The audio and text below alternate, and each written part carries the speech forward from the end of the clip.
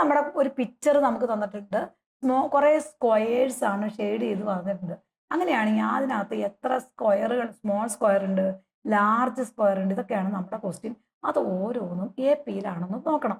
ഇവിടെ first question എന്താ മക്കളെ? How many small square are in each rectangle? ഓരോന്നിലും എത്ര സ്മോൾ സ്ക്വയർ ഉണ്ടെന്നാണ് ക്വസ്റ്റ്യൻ. അപ്പൊ ആദ്യത്തേല് 1, 2 രണ്ടെണ്ണം ഉണ്ട്, ആദ്യത്തേല് 2 ഉണ്ട്, അടുത്തേല് 1, 2, 3, 4 ഉണ്ട്. അപ്പൊ ഇത് എഴുതി 4 എഴുതി. അടുത്തേല് 1, 2, 3, 4, 5, 6 ഉണ്ട്, 6 എഴുതി. അടുത്തേല് 1, 2, 3, 4, 5, 6, 7, 8 ഉണ്ട്.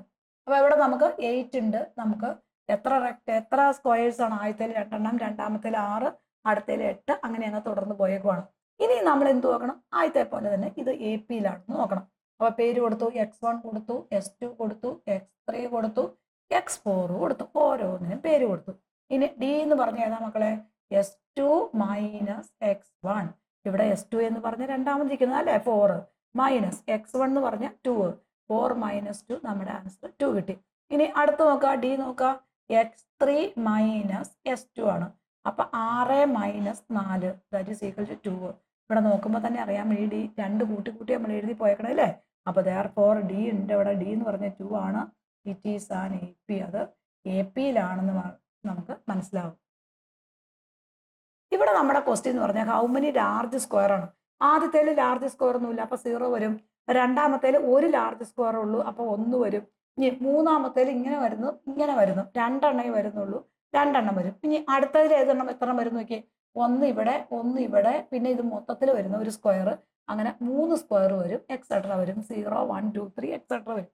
ഇനി ഇത് AP-യിലാണെന്ന് നോക്കണം. X1 ആയി, S2 ആയി, X3 ആയി, X4 ആയി. നമ്മളിപ്പോ ഏതൊരു ക്വസ്റ്റിനകത്തും ഇതുപോലെ തന്നെ എടുത്തു നോക്കുക കേട്ടോ മക്കളെ. D ഈക്വൽ ടു ഏതാണ്?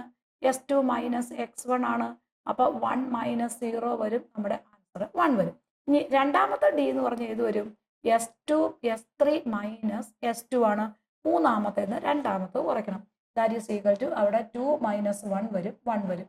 ഇനി ആ 1 കൂട്ടിയല്ലേ എഴുതി പോയേക്കണം നോക്കിയേ. അപ്പൊ കോമൺ ഡിഫറൻസ് ഉണ്ടല്ലോ. അപ്പൊ നമുക്ക് എന്ത് പറയാം? S3 minus S2 equal to S2 minus X1. അപ്പൊ that is equal to D എന്ന് പറഞ്ഞ 1 ആണ്. അത് it is an AP. therefore common difference D എന്ന് പറഞ്ഞു. അപ്പൊ നമ്മളത് അരിത്തമെറ്റിക് പ്രോഗ്രസ്സിലാണ് പറയാം. നമ്മുടെ നെക്സ്റ്റ് ക്വസ്റ്റ്യൻ എന്ന് പറഞ്ഞാൽ how many square in all എന്നാ ക്വസ്റ്റ്യൻ ചോദിച്ചേക്കണേ. അപ്പൊ മൊത്തം എത്ര സ്ക്വയർ ഉണ്ടെന്നാണ് ക്വസ്റ്റ്യൻ ചോദിച്ചത്. ഇവിടെ എത്ര സ്ക്വയർ ഉണ്ട് മക്കളെ? 1, 2, 2 ഉണ്ട്. ഇനി ഇവിടെ എത്ര ഉണ്ട്? 1, 2, 3, 4 ഉണ്ട്. പിന്നെ ഒരു വലിയ സ്ക്വയർ കൂടെ വരും. അപ്പൊ ടോട്ടൽ 5 വരും. ഇവിടെ എത്ര സ്ക്വയർ ഉണ്ട്? 1, 2, 3, 4, 5, 6 ഉണ്ട്. അതുകൂടാതെ ഇതൊരു വലിയ സ്ക്വയർ വരും. ഇവിടെ നിന്ന് ഇങ്ങനെ ഒരു വലിയ സ്ക്വയർ കൂടെ വരും. അപ്പൊ മൊത്തം 6 × 8 എണ്ണം വരും. ഇവിടെ 1, 2, 3, 4, 5, 6, 7, 8 എണ്ണം വരും. 8 എണ്ണം കൂടാതെ ചെയ്ത് നോക്കി, ഇങ്ങനെ ഒരു സ്ക്വയറോട് ഒരു 9 വരും. പിന്നെ നമുക്ക് ഇങ്ങനെ ഒരു സ്ക്വയറോടെ വരുമ്പോൾ 10 വരും. പിന്നെ ഇങ്ങനെ ഒരു സ്ക്വയറോടെ വരുമ്പോൾ കറക്റ്റ് 11 എണ്ണം വരും. അപ്പൊ നമ്മുടെ സീക്വൻസ് എന്ന് പറഞ്ഞാൽ 2, 5, 8, 11 ആയിരിക്കും. നമുക്ക് കാണുമ്പോൾ ഒരു പടമൊക്കെ തന്നേക്കുമ്പോൾ നമുക്ക് കാണുമ്പോൾ തന്നെ അറിയാൻ പറ്റും. ഇനി ഇതിന് പേര് കൊടുക്കണം. X1, S2, X3, X4 etcetera. നമ്മൾ എന്താ ചെയ്യണം? കോമൺ ഡിഫറൻസ് D ആണ്. ഏതൊരു ക്വസ്റ്റിനകത്തും AP-യിലാണെന്ന് ചോദിച്ചാൽ ഇത് തന്നെയാണ് ചെയ്യേണ്ടത്. S3 minus S2.